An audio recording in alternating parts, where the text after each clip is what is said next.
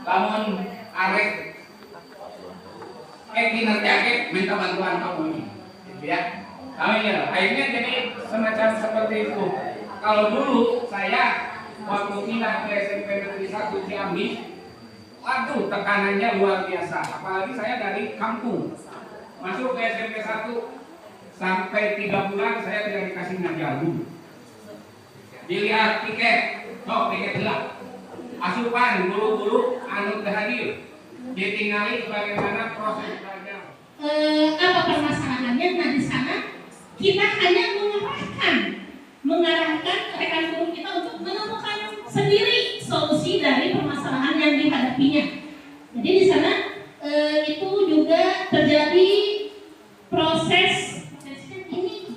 Jadi bukan kita yang menggurui, tapi kita menggali rekan guru tersebut untuk memahami dirinya, memahami kekurangannya, memahami kelebihannya. Itu mungkin yang saya pahami terkait coaching. Jadi tidak ada istilah kamu bawahan saya atasan kamu, tidak. Tapi di sana kita itu duduk yang sama. Makanya dalam coaching itu ada istilah tahapannya dua tahap ya. Kalau dalam kedudukan kita duduk tuh sama, tidak ada atas bawah seperti itu yang saya program perkasa ini, yakni program perkasa peran edukator lain karakter anak secara aktif dilatar belakangi oleh kebutuhan untuk meningkatkan kualitas pembelajaran yang tidak hanya berfokus pada pengetahuan akademik. Jadi tidak hanya berdasar pada pengetahuan secara ilmu yang didapat, tapi juga pada penguatan karakter dan keterampilan abad ke-21. Hal ini memungkinkan bahwa umat oleh siswa itu sendiri. Kemudian melalui pendekatan pembelajaran mendalam, program ini mendorong guru berperan aktif sebagai fasilitator yang menggali potensi peserta didik. Kemudian menumbuhkan rasa ingin tahu, kolaborasi serta kemampuan berpikir kritis dan reflektif. Perkasa hadir sebagai upaya sistematis untuk mewujudkan peserta didik yang berkarakter, mandiri dan mampu berkontribusi positif dalam lingkungan belajar maupun kehidupan sehari-hari. Sudah jelas ya latar belakangnya.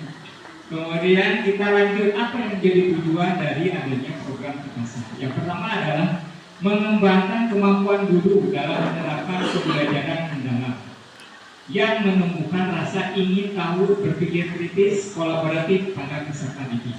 Kemudian menumbuhkan karakter positif peserta didik melalui aktivitas belajar yang aktif, reflektif, dan kontekstual. Meningkatkan di mana ada 4 aspek, yaitu yang pertama aspek pedagogisnya. Dari segi kebutuhan, masih menerapkan model pembelajaran konvensional yang berfokus pada penyelesaian kurikulum, belum sepenuhnya pada proses belajar yang berjalan.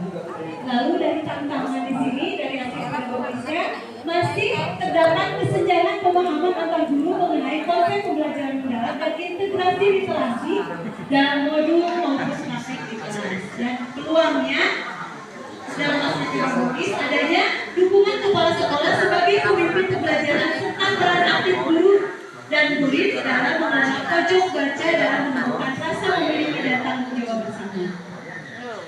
Dilihat dari aspek kemitraan, yang pertama kebutuhan yang bermutu tidak hanya ditentukan oleh kurikulum yang diterapkan, tetapi juga oleh sejauh mana sekolah mampu mengelola proses pembelajaran secara efektif dan bermakna. Salah satu pilar penting dalam mewujudkan hal tersebut adalah manajemen kelas yang baik dan penerapan strategi pembelajaran yang mendalam berpusat pada peserta didik.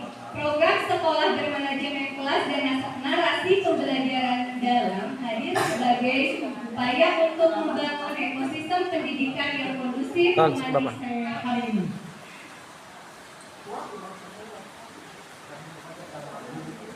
Pembelajaran. Tentunya di TK itu banyak anaknya, banyak kata, banyak ucap, banyak bahasa, banyak pujian untuk anak-anak dalam setiap langkah kegiatan. Lalu yang ketiga adalah menghidupkan nilai-nilai DPL. Itu seperti